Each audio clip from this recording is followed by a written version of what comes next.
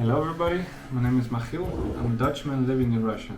I live in Russia for around 7 years now.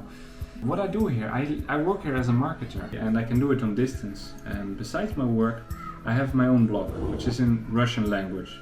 On this blog I tell about my life, about my travels in Russia, and I compare Russia to the Netherlands and a little bit Europe, mostly the Netherlands. Lately on YouTube I've been getting questions how it is possible to move to Russia and what you need to do for that.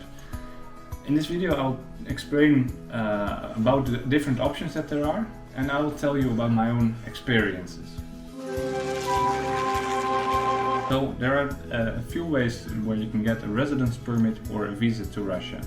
One is a tourist visa, but obviously that's for a short amount of time. Two, there is if you have a Russian husband or wife, and then you're automatically able to apply for a residence permit. Another option is if you're a student and want to study here in Russia, you can get a student visa. There's also an option to get a work visa. If a company here in Russia wants to hire you, they will send the right documents and you can apply for a work visa and you can come to Russia. And another option has appeared quite recently, which is for IT, people working in IT. There are special rules making it easier for people in IT to come to Russia. It's just easier to get visa and residence permits for people working in IT. I have a Russian wife, so obviously I followed the second route. If you are married to a Russian person, you're automatically able to apply for a temporary residence permit. In Russian this is called an RVP. This is a multi-entry visa that's valid for 3 years. And within these 3 years you can enter and leave Russia as much as you want, with one condition, that you are in Russia within the year 180 days per year. That's 6 months. So half a year in every year you need to be in Russia. Also you will be able to get medical care for free. You can become an own entrepreneur in Russia, open your own company. And you can work in any company which is active in the region where you got your residence permit. So if you got a residence permit in Moscow, then you can work for a company that's active in Moscow. If that's St. Petersburg, then obviously that's St. Petersburg. So the same reason where you got your residence permit. If you're applying for a temporary residence permit for an RVP, what documents do you need? I will get the list because I've written it down.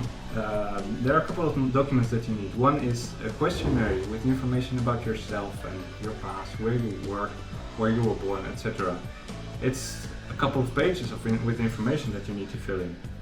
You need a passport from your own country and a migration card. The migration card is a card that you get when you enter Russia. I will show it to you here. I have it here in my passport. It looks like this.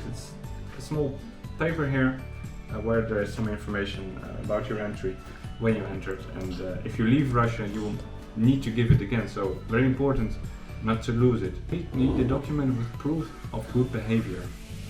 This obviously you need to get in your own country, in the city where you're registered. You need a receipt of payment of your application, so if you want to apply you need to make a small payment. It's not too much, but for the application you will need to pay and fill in the receipt, hand over the receipt. You need a certificate that you passed an exam of Russian language, that is talking and writing and listening really. Russian language, history and law. For me, law was the most not fun part, because there are a lot of words that that are not familiar to me and to people who are learning Russian language. But in my case, I was able to use a dictionary. So that's a good thing. If you don't know a word, you can open a dictionary and look for the translation. No secret about this Russian exam. Some of my friends passed it in Moscow. I passed it in a small town. And I must say I was lucky because there was some teacher who helped me a little bit.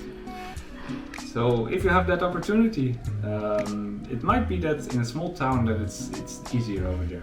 And the last document they need is a certificate that you passed a medical test. That's a list of medical tests that I advise you to pass in Russia, not in your own country, because Russians can be very strict when it comes to documents. If there is one thing that they are not used, that's if the results are good, all is good, you're not sick. But if it's not filled in the right way, as Russians like to see it, it might be disapproved. So in Russia, there are such special medical centers where you can get all those certificates, where you can do all those tests in the same day, within 1 or 2 hours, really.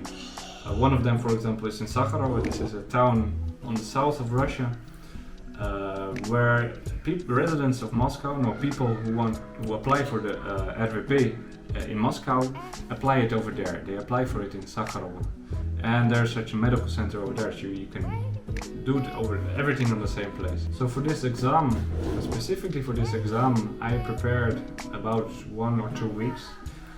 From the center where I did the exam, I got test exams, and it's possible to find others online. These test exams, I just went through them. I went through every question and all the answers, and I remembered as much as I could, and this is how I passed the exam. Very important. Every document that is not in Russian, it needs to be translated to Russian. And it needs to have a special stamp on it, which is called an apostille. And this is a sign that the document is the original document. The other important thing is that some documents are only valid for a short period of time. For example, the papers where you have the medical tests, so proof of medical tests and the proof of behavior. I think they're both valid only for 30 days. So these are the last things that you want to do when you gather all the documents. Applying for an RVP, really, it may get you some gray hairs. You don't see them with me, but I'm sure they are here. Because every comma needs to be in the right place. For example, if you have a paper, it needs to be printed on both sides. If you choose to print it only one-sided, it's not approved. You can do it again. So you need to have patience, and you need to be determined. You need to really want it. But luckily there are some groups and places where you can get help. For example, Contact, this is like the Russian Facebook.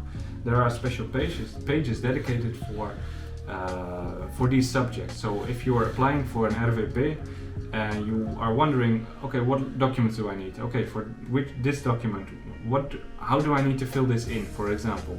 You can find these pages and they will give you examples. You can find examples there, how it is filled in. And in those groups there are people who can help you really. So if you filled in the documents, the questionnaire, you can send it over to a person that can check all this and give you any feedback that's needed before you hand everything in.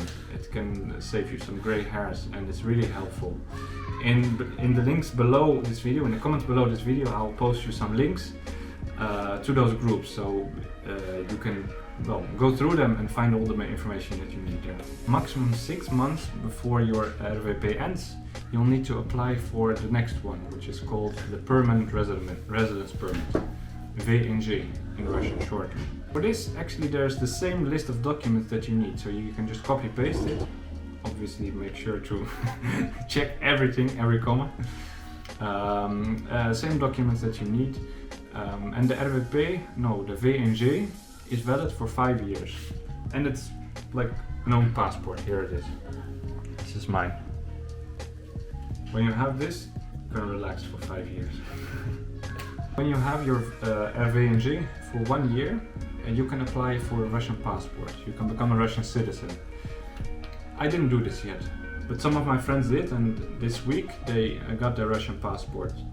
They said it's easier than applying for VNG or RVP because there are less documents needed for it. Very important. If you are thinking about getting a Russian citizenship, make sure to check in your own country if you can have 2 citizenships. For Dutch, for example, it can be difficult. If you're married to a Russian person, then it's possible. You won't lose your Dutch citizenship. But if you are here on different reasons, for example as a student or working in a Russian company or any other reasons, You may lose your Dutch citizenship. It's written in the Dutch law. So from any other countries, make sure to check the laws before you consider this. So when you have an RVP or VNG, you cannot completely relax. There are some things you need to do. For example, actually one thing that you need to do every year. Once per year you need to go to the local migration office, which is usually not far away, and you need to hand in some documents. One, to show that you're still here, that you live here, and two, that you have enough money, or on the bank account, or that you have enough income so that you can well, survive here in Russia. So I hope this video was useful for you and interesting. If you're interested to know more about Russia and life here, subscribe to my channel. Leave your questions and any comments below in the comments and comment section, and I'll try to answer them. And well, see you in the next video. Bye bye.